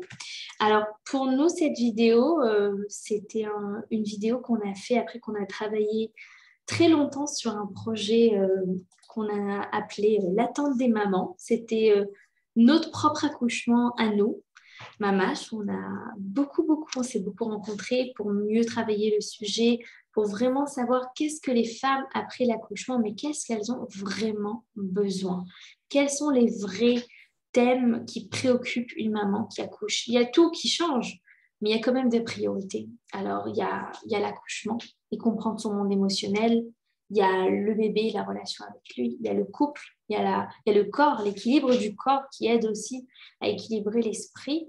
Et c'est pour ça qu'on s'est rassemblés, nous quatre, pour vous proposer effectivement cet atelier-là qu'on a appelé l'attente des mamans, qui est un atelier qui va commencer dans quelques semaines, qui va durer 5 séances sur Zoom, en petits groupes, pour que vraiment chacune trouve sa place, pour poser ses questions, pour se sentir à l'aise. Et on va parler de façon beaucoup plus profonde de ces sujets-là qu'on a présentés de façon assez brève ce soir. Il y aura une partie théorique dans chaque séance. Il y aura aussi évidemment une partie pratique avec des outils que vous pouvez tout de suite intégrer dans votre vie, dans votre maison, avec votre bébé, votre mari, votre corps et vous-même pour que ça marche, que ça soit une période dans laquelle vous êtes épanoui et sereine et que ce soit un plaisir pour vous d'être en congé de maternité. Le groupe va être aussi, à part l'accompagnement du groupe et à part le partage que vous allez avoir entre femmes et le support de notre part en tant que professionnels, vous avez aussi l'opportunité d'avoir une consultation avec une d'entre nous. Si vous avez plus de questions, si vous voulez approfondir un peu plus sur un sujet spécifique qui vous parle plus, vous avez ça aussi offert de notre part. Et spécialement, comme on a dit, il y a des cadeaux. Toutes les femmes qui vont s'inscrire dans les 24 heures qui suivent auront, à part les 15% de plus de réduction qu'on vous propose pour les inscrites dans les 24 heures qui suivent, 4 cadeaux. Premier cadeau, un atelier de la part de Ruth sur les relations belle-mère, belle-fille. Celles qui ne l'ont pas encore vu, ça c'est obligatoire. Obligatoire, Mamash, c'est top. Un atelier de ma part sur les relations fraternelles et les disputes. Comment les gérer. Des cartes thérapeutiques de la part de Cécile pour renforcer la communication et les relations dans le couple. Et un atelier pour mieux gérer ces menus et équilibrer, on va dire, votre nutrition et bien se préparer de la part de Simra. Ça, c'est 4 cadeaux qu'on vous offre pour celles qui vont s'inscrire à l'atelier l'attente des mamans dans les 24 heures qui suivent. Je vous propose de le faire rapidement.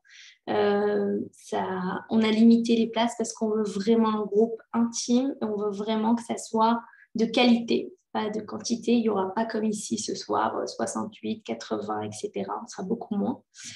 Et on vous offre l'opportunité maintenant, si vous voulez, et si vous avez des questions, c'est le moment. Vous pouvez ouvrir vos micros. Est-ce qu'il y a quelqu'un qui a une question?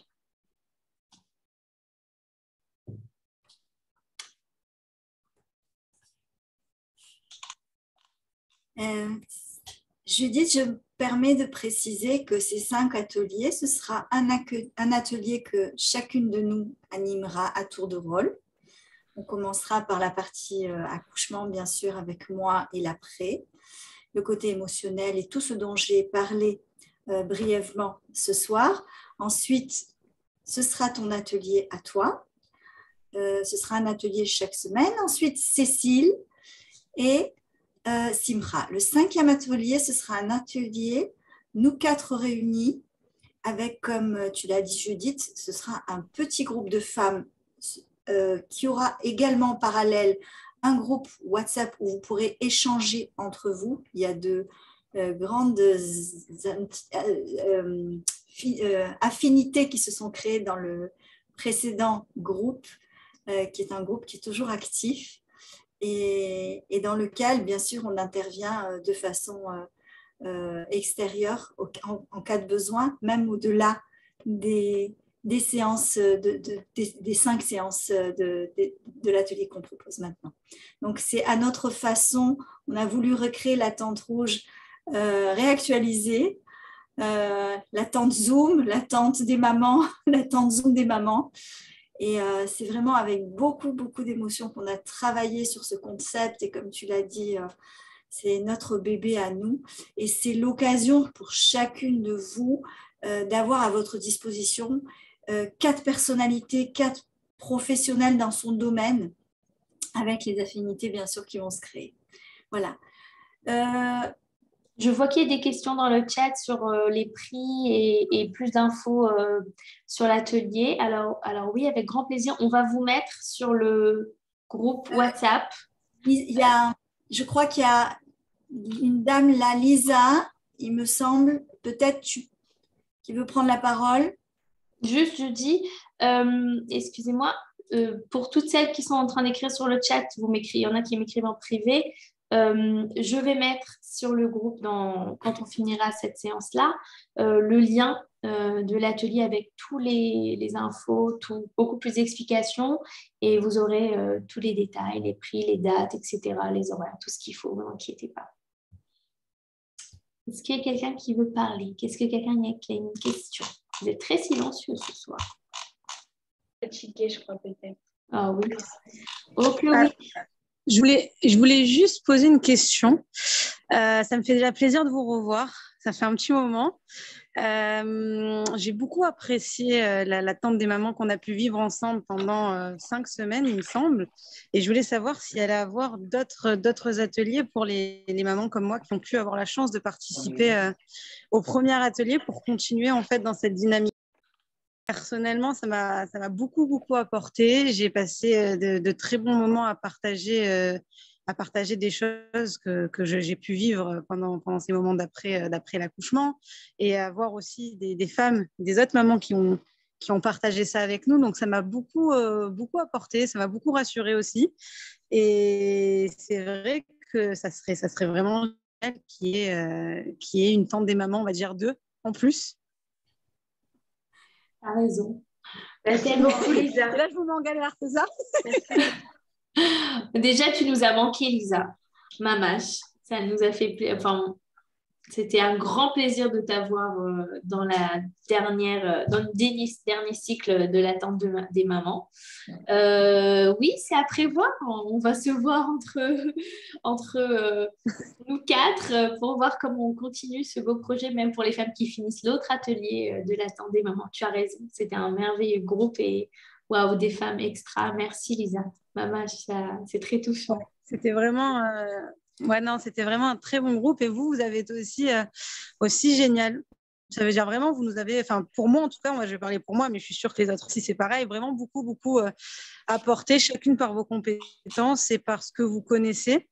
Et je trouve que c'était trop court qu'une seule séance avec chacune de vous. Donc c'est pour ça qu'il faut une tente des mamans 2. On va y réfléchir, Lisa. Ça fait plaisir, ce retour. Et de toutes les manières, tu sais qu'on est toujours là sur le groupe quand il y a des questions, quand il y a des demandes. Tout à fait. On est là toujours. On vous suit comme nos bébés. Merci. Merci. Est-ce que je pourrais poser une question, s'il vous plaît? Avec plaisir. Bien sûr. Une question qui peut paraître un peu bizarre. Je dois accoucher Bezrat Hashem dans 1 mois. C'est mon 5e, Bezrat Hashem. Et ma question, c'est qu'en fait, je ne sais pas comment demander de l'aide. Quoi demander de l'aide? Mes parents, ils ont fait leur alia il y a quelques mois. Donc, c'est une situation assez nouvelle pour moi. Des fois, ils venaient pour les naissances, mais c'était un peu tchic-tchac. Et en fait, à chaque fois, c'était la même question. Je ne savais pas quoi leur demander. La montagne de linge est là. Je me dis, elle va comprendre, elle va peut-être vouloir plier un peu ou quoi que ce soit. Et ben en fait, ce que je me retrouve dans la même situation que elle vient, on prend un café et après ils s'en vont. Et du coup, le temps où peut-être le bébé il a dormi, j'aurais peut-être pu dormir, mais non, parce que j'étais en train de prendre un café. Mais Kitsour, j'ai rien gagné dans l'histoire, j'ai rien réussi à demander de l'aide. Et Et après, la fatigue s'accumule et les tâches restent telles quelles parce que j'ai pas eu d'aide en réalité. Je pense pas qu'elle veut pas, mais ça se passe pas, quoi. Et j'ai pas de belle-mère. Ma belle-mère est partie déjà. La question, si je peux me permettre, que j'ai envie de te poser, c'est si elle ne comprend pas, pourquoi est-ce que tu ne lui demandes pas explicitement? Ouais, c'est vrai. C'est vrai, mais parce que je trouve ça déplacé, dans le sens où, maman, est-ce que tu peux me plier le linge? Et je sais pas, c'est mon taf officiellement, quoi. Alors, vous allez dire, oui, c'est le kétas que vous avez dit qu'il faut essayer d'arrêter de penser qu'on est censé tout gérer. J'entends la réponse que vous alliez me dire par rapport à ce que vous avez dit précédemment. Donc, en fait, vous m'avez déjà répondu, mais j'y arrive pas, quoi. Dans le Mifrana Metsiout, de ce qui se passe vraiment, j'y arrive pas. Et même là que je suis pas vraiment en forme, j'y arrive pas non plus. À lui demander de l'aide ou quoi que ce soit, non. J'ai vraiment du mal. Très souvent, on voit comme le fait de demander de l'aide une guilla, une atteinte à notre valeur quelque part. Encore une fois, comme je l'ai dit, c'est croire qu'on doit avoir le contrôle tout le temps. Et quand je dis que c'est un formatage, en fait, socio-éducatif, on a reçu ça de la société, on a reçu ça de notre éducation. Il y a cette idée que si je ne sais gérer, alors j'avais. Et je pense que voilà, c'est un problème qui est plus ancré et qui va nous amener en fait à vouloir conserver le contrôle, alors que quelquefois, justement, comme j'ai dit, l'intelligence, c'est justement de savoir lâcher prise pour pouvoir se ressourcer, pour pouvoir encore mieux donner. Le but, il n'est pas de se reposer sur les autres, le but, il est de se ressourcer. Pour me ressourcer, je vais devoir me reposer sur les autres. Et pour pouvoir me reposer sur les autres, il va falloir que je m'exprime. Parce qu'on a justement cette attente-là, elle nous empêche en fait d'exprimer verbalement ce qu'on a besoin, en espérant, en ayant des attentes que l'autre va comprendre. Et toi, tu dis c'est ta mère, mais très souvent, c'est le mari. Le schéma revient très souvent. Et puis qu'on ne comprend pas comment notre mari ne comprend pas qu'on est débordé. Il n'a pas passé notre parcours. Nos mères, elles l'ont passé ce parcours il y a longtemps. Donc, il y a eu largement le temps d'oublier. D'oublier, de bonifier. Et tout simplement, quelquefois, vous ne voyez pas. De quoi? J'ai dit d'oublier et de bonifier aussi souvent. D'oublier et de bonifier. Dans tous les cas... Oui, Laureline, on t'écoute, bien sûr, vas-y. Non, je disais peut-être que aussi sa maman, de la même façon, elle n'ose pas lui proposer de l'aide parce elle se dit peut-être que si je lui propose mon aide, c'est aussi dire qu'elle n'est pas capable ou qu'elle ne s'en pas. C'est très bien. Je ne sais pas si elle pense comme ça, mais j'ai jamais vu ça comme ça qu'elle peut se penser. C'est intéressant ce que tu dis. Il y a beaucoup de choses qui se résolvent juste avec la communication. Beaucoup de choses qui se résolvent avec la communication et juste par le fait de dire. Mais parfois, pour dire, il faut aller soigner un peu plus qu'il y a l'ego, on va dire, qui est à l'intérieur et de se permettre d'être vulnérable, justement. Comme je disais, c'est pas pour rien que j'en ai parlé, c'est que ce que tu rencontres, il y a beaucoup de personnes beaucoup de mamans, toutes, quelque part. On le ressent toutes. Et parfois, on dit, il faut pas avoir comment on dit, le liot sodek, liot chacham. Il faut pas avoir raison, il faut être intelligent. Et là, on n'est pas à se dire, est-ce que c'est mon rôle ou pas mon rôle, c'est qu'est-ce que j'ai besoin, tout simplement. On peut également rajouter une petite de réponse, mais je la forme en question. C'est est-ce que aussi ma demande va s'adapter à qui? Peut-être que justement mon besoin de m'asseoir, de boire un café, de partager un moment avec ma mère, c'est ce qui va me donner certaines forces. Et peut-être essayer de réfléchir qui peut être en mesure de plier la lessive ou de faire la vaisselle. Ou peut-être même, c'est-à-dire qu'il y a tout un éventail qui peut se présenter à toi, de dire « Maman, ça m'a fait beaucoup de bien de m'asseoir, de prendre le temps de parler avec toi, j'ai retrouvé des forces. » Qu'est-ce qu'on pense? On se lève et on se met à plier le linge en même temps. par exemple, ou tout simplement se dire, non, je prends peut-être une aide ménagère, ma maman, elle est là pour me donner autre chose, donc je prends ce qu'elle peut m'apporter, c'est-à-dire, pareil, le mari, il veut aider, mais il va préférer aller faire les courses et faire tout ce qui est à l'extérieur parce que c'est le ministre de l'extérieur, et tout ce qui est à l'intérieur, il va se dire, tu sais quoi, je veux bien t'aider, voilà, prends une telle somme, je sais pas, 300 shekels par mois, fais-toi aider par une petite jeune fille, mais moi, ne me demande pas ça. Donc, adapter aussi mon besoin par rapport à ce qu'il y a autour de moi avec les possibilités qui se présentent. Et puis merci à Laureline aussi qui a une super idée. C'est très vrai. La maman se dit non, je ne veux pas la vexer. Et elle est capable après tout. Et puis elle a sûrement besoin de se poser. Et voilà, elle a peut-être oublié que tu as avant tout besoin de dormir et que tu aimerais bien être avec elle parce qu'elle, ce qu'elle veut, c'est être avec toi et partager. Mais toi, ton besoin primaire, c'est de dormir. Au secours. Tu peux tout simplement lui dire, maman, regarde le café, c'est avec grand plaisir pendant 5-10 minutes. Après, voilà, j'ai vraiment besoin de dormir. Et puis voilà, à elle de voir, de comprendre. Et puis c'est une dynamique, c'est à mettre en place, c'est à développer, c'est à s'initier. En tout cas, bravo d'avoir posé cette question qui est plus qu'intelligente parce qu'on est confrontés toutes à ce genre de choses et je suis sûre que ça fait bénéficier d'autres personnes de pouvoir entendre comment tu vis les choses et combien de possibilités de solutions il peut y avoir.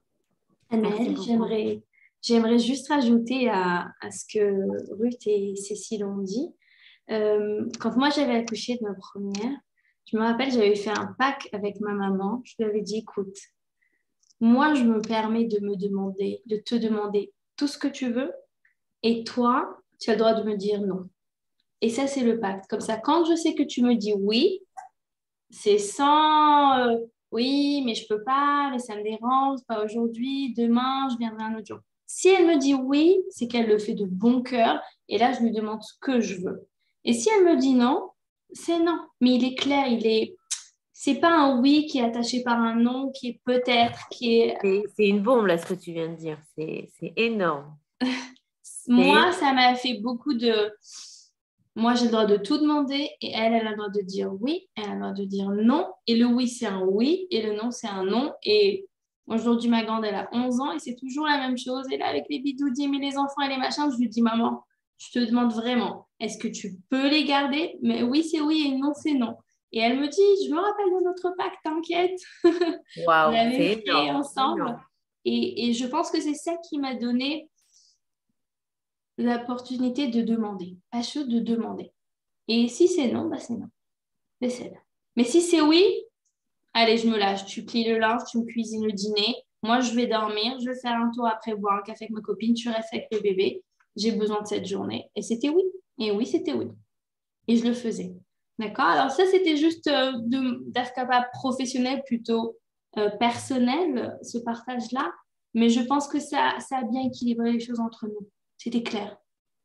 Oui, c'est énorme ce que tu dis, Judith, parce que moi, plein de fois, je sais qu'une partie des raisons pour lesquelles j'ose pas demander, c'est qu'elle peut me dire oui, et après, j'ai l'effet qui se coule de la réaction des conseils qui peuvent venir après, des oui, mais tu sais, c'était difficile. Alors, pourquoi tu m'as dit oui?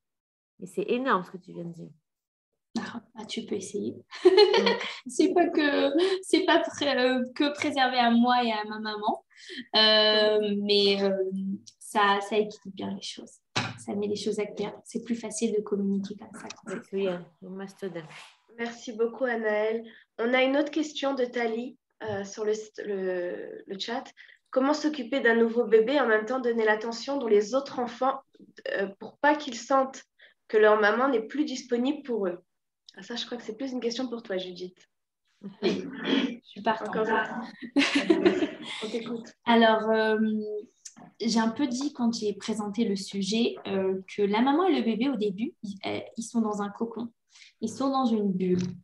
Et on a une envie, en tant que maman, quand on a des grands, de toujours être et là, et dans le cocon avec le bébé, mais et avec les grands. Et je pense que quand on essaye de faire un peu tout en même temps, on rate un tout petit peu l'opportunité de créer ce lien spécial avec le bébé qui a besoin de nous. Et les grands, même s'ils ne sont pas grands, hein, ils peuvent avoir 2 ans, le grand, ils ont déjà créé cette relation-là avec nous. Ils savent qu'on est là. Et si pendant 1 ou 2 semaines, on est un peu moins présente, et après, quand on a maintenant le cocon avec le bébé, il est plus long que 2 semaines, évidemment. Mais même si au début, j'ai besoin du temps, j'ai besoin de m'isoler un peu avec le bébé l'après-midi et qu'il y a quelqu'un qui sort les enfants au jardin, qui s'occupe d'eux, si ça soit une jeune fille, leur papa, leurs grands-parents, peu importe. On se fait aider par rapport aux grands et on consacre du temps pour le bébé parce que je pense qu'il n'y a rien de plus difficile de s'éparpiller entre tous nos enfants et tout ce qu'on a à faire quand on est après l'accouchement et on n'a pas dormi de la nuit, on est fatigué, tout parce qu'on rate de tous les côtés. Donc on garde notre énergie pour le bébé parce que c'est lui qui est en priorité. Et on peut essayer de créer des moments qui sont des moments, on va dire, consacrés spécialement à chaque enfant. Est-ce qu'un soir par semaine, on peut consacrer à un autre enfant, on s'assoit seul avec lui quand le papa est avec le bébé et on reste un peu à parler avec lui de sa semaine, de comment il va, de comment il se sent. On peut même sortir un peu de la maison avec lui s'il faut pour s'isoler du bébé, de la maison, etc. Mais j'essaye d'enlever cette culpabilité qu'on a naturelle en tant que maman de vouloir tout faire à la perfection tout le temps. L'arrivée d'un bébé crée le chamboulement. Et dans le chamboulement, on fait des priorités. Et la priorité, c'est maman et bébé ensemble. Et les grands, au Hachem, ils ont leur papa qui est là, qui est présent, qui sait faire. Et s'il ne sait pas faire, il va se faire aider. Ne vous inquiétez pas. Et s'il faut, on amènera aussi papy et mamie, et les cousines, et les tatas, et les babysitters. Mais en priorité, je mets le bébé. Et si je peux, je consacre à chaque enfant un moment précieux avec lui pendant la semaine ou pendant la soirée.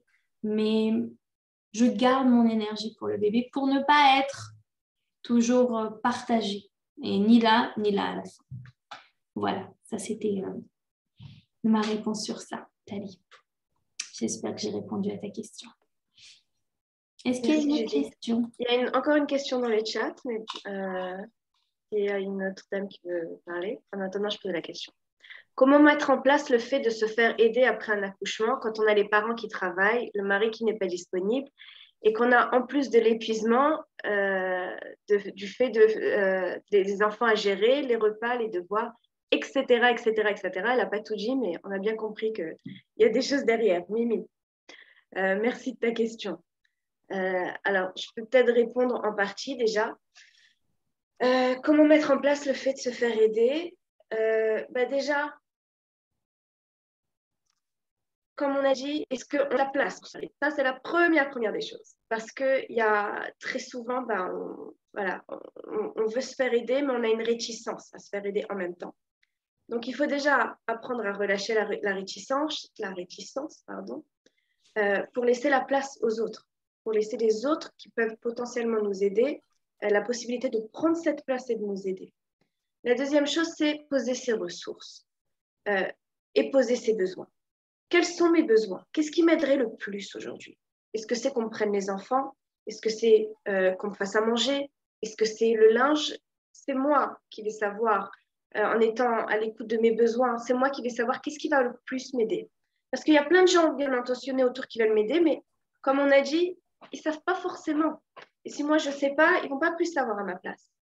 Et une fois qu'on a posé ses besoins, c'est poser ses ressources. OK, alors, quelles personnes peuvent m'aider?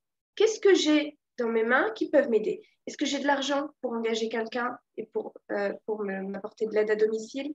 Est-ce que j'ai des petites jeunes filles autour qui peuvent me prendre les enfants 2 heures, 3 heures par jour, les emmener au jardin et que je puisse me dire une chose? Est-ce que mon mari, dans quoi mon mari peut m'aider? Très souvent aussi, voilà, le mari est là, on ne sait pas quoi lui demander et donc au final, il ne fait rien.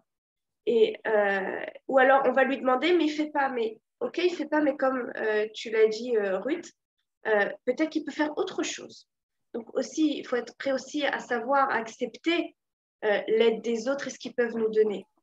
Donc, je crois que ces 3 points, ils sont importants déjà à poser. Déjà, la première chose, accepter de déléguer. et que ce ne sera pas parfait, comme nous on voudrait. Deuxièmement, quels sont mes besoins prioritaires? Troisièmement, quelles sont mes ressources? Et aller selon ça et m'entêter à trouver. C'est-à-dire que si ce n'est pas la première personne qui va m'aider en disant bon, ma mère elle m'aide pas, tant pis, je vais me débrouiller toute seule. Non. Si la maman ne peut pas aider, c'est le mari. Si le mari ne peut pas aider, c'est quelqu'un d'autre. Mais si je suis consciente que j'ai besoin de l'aide, je vais la chercher jusqu'à ce que je vais la trouver. Voilà, je ne sais pas si... J'aimerais compléter, en fait, faire le pont entre ta réponse, Cécile, et celle de Judith. Du moment qu'on est prête, on est capable d'accepter le nom de la personne en face, alors oui, on est capable de demander. Et ça, c'est une clé qui est importante. Je peux demander, on peut me dire oui, on peut me dire non. Voilà. Et là, la base, elle est beaucoup plus saine. Et demander, bien sûr, en fonction des capacités de la personne que j'ai en face. Et si c'est non, ben c'est non, tout va bien. C'est pas, elle ne me dit pas non à moi. Elle ne me dit pas non, je ne te veux pas ou je ne veux pas t'aider. Elle dit non parce qu'elle se dit oui à elle. Et se dire oui à soi-même, c'est être capable aussi d'entendre le non de l'autre. Et tout va bien. Exactement. Merci Ruth. Une autre question? Ou peut-être qu'il y en a une qui va apporter son expérience personnelle par rapport aux questions qui ont été posées. C'est aussi très profitable à tout le monde. Ou une idée, comme Laureline l'a proposé tout à l'heure. Je peux parler? Pardon? Non, c'était une erreur. Vous écoutez, ouvrez votre micro et allez-y. On dirait qu'il y a quelqu'un qui essaye de parler, mais on n'entend pas très bien. Moi, je voudrais réagir par rapport à la question d'Anaëlle qui disait qu'elle n'osait pas demander à sa maman de l'aider. Pour mon premier bébé, j'ai fait une dépression postpartum pendant 1 mois et demi, qui a été très dure dû à l'accouchement et à la pression que j'avais de ma maman. Et du coup, je savais que je ne pouvais pas compter sur elle, mais sur le moment, je ne comprenais pas. Et en fait, ça n'a pas été ma maman qui est venue m'aider, mais ça a été des copines à tour de rôle qui, pendant 1 mois et demi, H24, faisaient des roulements pour m'aider. Et de là, j'ai compris qu'en fait, ce n'est pas forcément la famille qui sera l'aide pour nous quand on couche, mais des fois, ce seront plus les amis. Et il faut savoir des fois se dire et accepter, de se dire, bah voilà, ma maman, elle n'est pas capable de m'aider. C'est pas pour ça que je l'aime pas. C'est pas pour ça qu'elle passera pas des bons moments avec moi. Mais savoir prendre du recul par rapport à ça et savoir qui peut aider, comme le disait Ruth, il me semble, qui peut aider et comment je peux être aidée. Et il faut savoir s'y relâcher et dire là, je peux pas, je vais me reposer, je ferai des choses plus tard, c'est pas grave. Mon premier bébé, ça a été vraiment très dur. Là, la deuxième que j'ai eue, j'ai un accouchement Baruch Hashem magnifique. Et aujourd'hui, je peux demander de l'aide et pas demander de l'aide et comment gérer moi-même les choses dont je n'arrivais pas à faire avant et où je culpabilisais. Donc vraiment, Anaëlle, ne te culpabilise pas par rapport à ça. Mais comme a dit aussi Judith, qu'est-ce qu'elle a fait avec sa maman, c'est une bonne idée aussi. Mais si jamais ta maman ne peut pas t'aider, peut-être qu'elle ne se sent pas capable ou peut-être qu'elle ne sait pas. Regarde autour de toi. Je suis sûre que tu as des amis qui t'aideront comme elles le peuvent. Mais rien qu'une petite aide, ça va vraiment te remonter sur tout. C'était très émouvant. Merci beaucoup de ton intervention. J'ai l'impression qu'on est déjà dans l'atelier, alors que c'était un premier atelier pour faire connaissance. Et voilà le genre d'interaction qu'il y a dans nos ateliers. Il y a énormément d'écoute sans jugement. Chacune de vous donne et apporte un éclairage qui appuie vraiment au niveau de l'expérience. Donc, vous voyez que vous avez énormément à donner les unes aux autres. Et j'en ai la chair de poule. Je suis super contente. Bravo. Merci beaucoup, Ruth. J'ai juste une question. Est-ce qu'il existe en Israël comme en France des personnes qui peuvent venir visiter la maman? Parce que moi, je sais qu'on avait mis mon dossier, vu que j'étais en dépression pendant 2 mois après l'accouchement, à, comme ils appellent, une maison familiale, où il y a une dame qui est venue me voir pour me parler, voir ce qui allait. Peut-être que ça aussi, Anaëlle, ça pourrait t'aider d'avoir quelqu'un qui vient te parler pendant une petite heure pour te soulager ou avoir de l'aide. Je ne sais pas comment ça se passe en Israël. Alors, je me permets d'intervenir. Pendant 7 ans, je dirigeais un centre qui faisait ça. C'était à travers l'Université de Jérusalem, dans le département de psychologie. C'est un programme qui s'appelle M les M et qui forme des bénévoles qui sont mamans à aller chez des femmes à la maison, mais l'aide, elle n'est pas technique. C'est plus venir parler avec la maman pour qu'elle se sente bien. Elles ne sont pas situées dans tout Israël, mais vous pouvez, si ça vous intéresse que quelqu'un vienne chez vous, vous pouvez prendre parti. C'est différent. C'est pas un soutien de groupe, c'est pas professionnel, c'est plus comme une amie qui vient à la maison parler avec toi et partager un bon moment. Pour certaines femmes, c'est effectivement exactement ce qu'elles recherchent. Donc, pour celles qui veulent, oui, tout à fait, vous pouvez chercher online leurs infos. Ça peut être un soutien psychologique. Ouais, c'est pas psychologique comme c'est social, c'est émotionnel. Alors, c'est payant. Tu demandes un aide sur MLM? Non, c'est pas payant. Je vais juste rajouter un petit élément. C'est qu'il y a l'aide technique et puis il faut aussi voir que parfois d'avoir du soutien extérieur, même si ce n'est pas la personne physiquement qui vient nous aider, vous avez la possibilité, donc quand il n'y a pas des amis, justement, je pense que c'est l'idée de base de l'attente des mamans, c'est de savoir que vous pouvez vous ressourcer, prendre le temps, même lorsque vous pensez que vous n'avez pas le temps, mais de prendre comme ça parfois 1 heure à droite à gauche ou 1 heure pour un atelier, c'est aussi ce qui peut vous aider à vous ressourcer et à vous aider à mieux gérer le quotidien. Donc, que ce soit la pile de linge ou le bazar ambiant, en fait, en se ressourçant, ça va vous donner des cohortes, de l'énergie et des forces pour ensuite mieux le gérer. Donc, c'est aussi l'idée de nos ateliers. Merci Simra. Exactement. Alors, s'il y a encore une question, on est là. Je ne vois pas tout le monde. Moi, je voudrais poser une question à Judith par rapport à ce qu'elle a dit tout à l'heure. Je t'ai écrit en privé dans le chat, je ne sais pas si tu as eu le temps de voir. Tu as parlé de l'importance qu'il faut que la maman ait du temps pour son bébé et que ce soit officiel, quoi. Mais pas parce qu'on n'a pas le choix, ou parce que vraiment, tu dis c'est le mieux et c'est le moment. Ma question, c'est est-ce qu'il faut dire aux autres enfants, aux précédents, aux aînés, est-ce qu'il faut les prévenir? Est-ce que ça serait bien de les prévenir avant la naissance que maman, elle sera beaucoup avec le bébé? Des fois, je me vois que les enfants, ils m'en parlent et j'ose pas leur dire, oui, maman elle sera beaucoup avec le bébé au début. Est-ce que ça peut les angoisser ou d'Afka, c'est mieux de, oui, les prévenir, entre guillemets? C'est une bonne question. Ça dépend de pas mal d'éléments, mais en règle générale, je pense qu'avec la majorité des enfants, leur faire une préparation à leur niveau, en fonction de leur âge, leur personnalité, de leur tempérament. Enfin, il y en a qui veulent qu'on les prépare juste avant, il y en a qui ont besoin un peu plus de temps pour comprendre. Mais la préparation, elle permet à la personne que quand elle est devant le problème, il est moins surprenant, c'est moins choquant. C'est pas que maman, elle a accouché, elle est revenue de l'hôpital et hop, on la voit plus. Non, c'est plus bientôt, maman, elle va aller accoucher à l'hôpital et quand elle va revenir, il y aura un nouveau bébé et elle va devoir s'occuper de lui parce que le bébé, il sait rien faire tout seul, vous êtes beaucoup plus grand.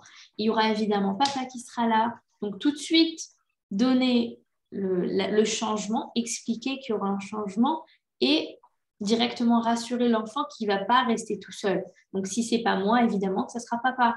Et si ce n'est pas moi, ça sera mamie, ou ça sera tata, ou ça sera la babysitter qui sont habitués de voir. Donc, quand on explique à un enfant qu'on va vers un changement, on va vers quelque chose qui peut chambouler un peu sa vie ou affecter un peu ses habitudes et sa routine, on rassure directement. On explique comment on a déjà tout prévu. Lui, il n'a pas à s'inquiéter. C'est déjà réglé, c'est déjà pris en main. Papa et maman ont déjà pensé à ça. C'est déjà prévu. Et ça, en soi, c'est rassurant. Est-ce que ça ne veut pas dire qu'il va peut-être être un peu plus demandeur de notre présence? Oui, si on peut lui donner, bien sûr, avec plaisir. Si on peut lui consacrer un peu de temps quand le bébé il dort, bébadaï, avec grand plaisir, on le fera. Mais si on ne peut pas trop parce qu'on est faible et on est fatigué et le bébé demande beaucoup d'énergie, ben, on le fait. Et il y a d'autres personnes qui peuvent s'occuper des grands. Il n'y a aucun problème. Ils ont déjà une bonne base avec nous. C'est ce qu'on a fait quand eux, ils étaient bébés. Avec plaisir.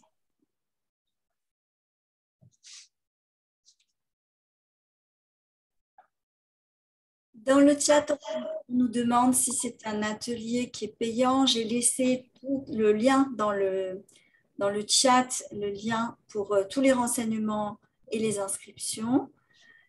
Comme Judith vous l'a dit, pour toute inscription dans les 24 heures, il y aura une réduction et un cadeau de chacune de nous qui complétera l'atelier.